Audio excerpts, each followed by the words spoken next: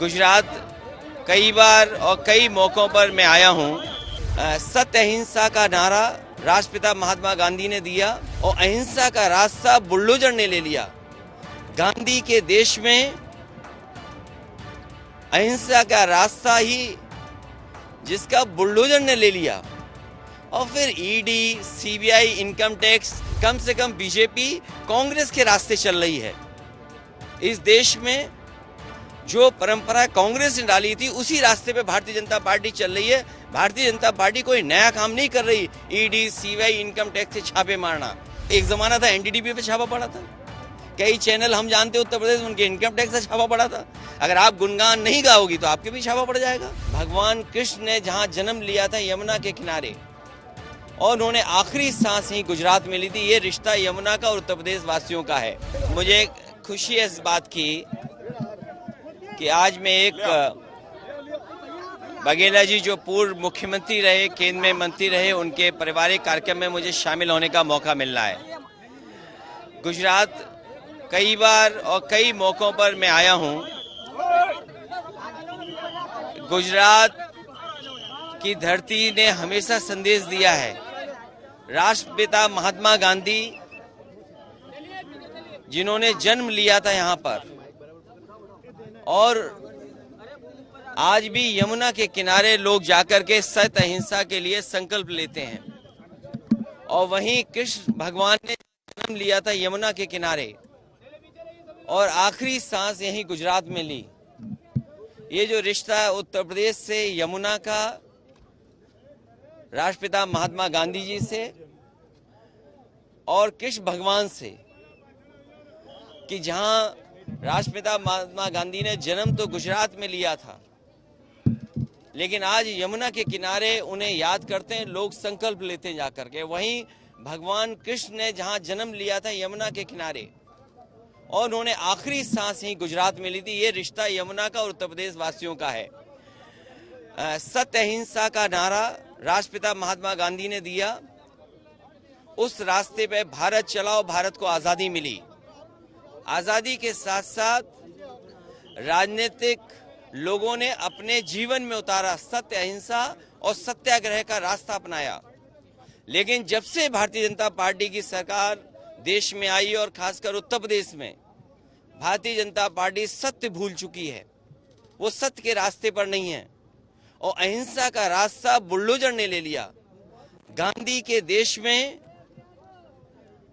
अहिंसा का रास्ता ही जिसका बुलडोजर ने ले लिया, और फिर ईडी, सीबीआई, इनकम टैक्स। और गुजरात में अगर ये बात हम पूछें, गुजरात के लोग तो मैं जानता हूं, और खासकर उद्योगपति यहाँ के कई बार मुझे मिले हैं। वो कहते हैं कि अगर इनकम टैक्स का छापा उन पे ना पड़े तो उन्हें बड़ा बुरा लगता है।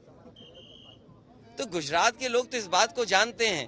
वो इनकम टैक्स, ईडी, सीबीआई, मैंने एक बार कहा कि ईडी है एग्जामिनेशन डेमोक्रेसी। आपको इस परीक्षा से गुजरना ही होगा। कम से कम बीजेपी कांग्रेस के रास्ते चल रही है। इस देश में जो परंपरा कांग्रेस ने डाली थी उसी रास्ते पे भारतीय जनता पार्टी चल रही है। भारतीय जनता पार्टी कोई नया काम नहीं कर रही। ईडी, सीबीआई, इनकम टैक्स से छापे मारना, और जो लोग छापा मारते हैं वही हश्र होगा जो कांग्रेस का हुआ है। अगर आज ये छापा मार रहे हैं तो कल बीजेपी के भी नाम लेने वाले लोग नहीं बचेंगे। लेकिन तेजस्वी यादव को जिस तरीके से आज सीबीआई ने समन्स दिया है, उसको लेकर क्या कहेंगे? देखिए, सीबीआई, ईडी, इनकम टैक्स, ये सब सरकार के इशारे पे काम करते हैं। इसीलिए मैंने कहा, आप तो सीनियर जर्नलिस्ट हैं, पत्रकार हैं, ये बीजेपी कांग्रेस के रास्ते है। कांग्रेस ने भी देश के बहुत सारे नेताओं पे ईडी, सीबीआई, इनकम टैक्स समय समय पे मारे हैं। उसी रास्ते पर बीजेपी है। तो बीजेपी कौन सा नया काम कर रही है? अगर कांग्रेस आज जमीन पर पहुंच गई तो कल बीजेपी जमीन पर पहुंचेगी।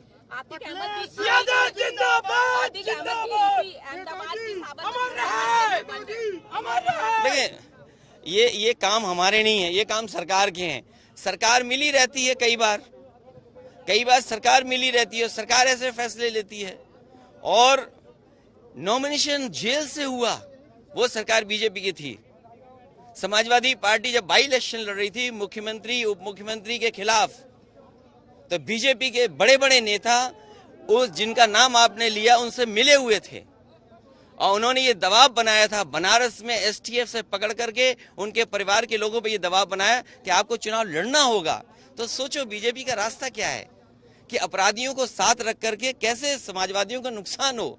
हमने तो उत्तर प्रदेश में मांगा है कि टॉप 10 की सूची दे दो, टॉप 100 की सूची दे दो, कम से कम देश और उत्तर प्रदेश की जनता जान तो लेगी 10 टॉप माफिया कौन है। और सीबीआई, ईडी, इनकम टैक्स अगर लालू प्रसाद यादव जी के घर परिवार पे मारा है छापा, तेजस्वी पे छापा मारा है, ये पॉलिटिकल छापे हैं। आप किसी को पकड़ के कर दो। एक जमाना था एनडीटीवी पे छापा पड़ा था, कई चैनल हम जानते उत्तर प्रदेश में उनके इनकम टैक्स से छापा पड़ा था। अगर आप गुणगान नहीं गाओगी तो आपके भी छापा पड़ जाएगा। उमेश, इसमें नई बात क्या है? उमेश पाल की हत्या को लेकर क्या कहेंगे? उमेश पाल की हत्या को लेकर क्या कहेंगे? नहीं, मुझे तो अहमदाबाद की नहीं, मुझे ये बता दीजिए उमेश पाल किस पार्टी के सदस्य हैं, उसके बाद मैं जवाब दूंगा। समाजवादी पार्टी से उन्होंने इलेक्शन। नहीं, मैं आपसे ये जानना चाहता हूँ कि जिनका आप नाम ले रहे हो वो किस पार्टी के सदस्य हैं। अगर ये नहीं जानती हो तो ये सवाल नहीं पूछना चाहिए मुझसे। लेकिन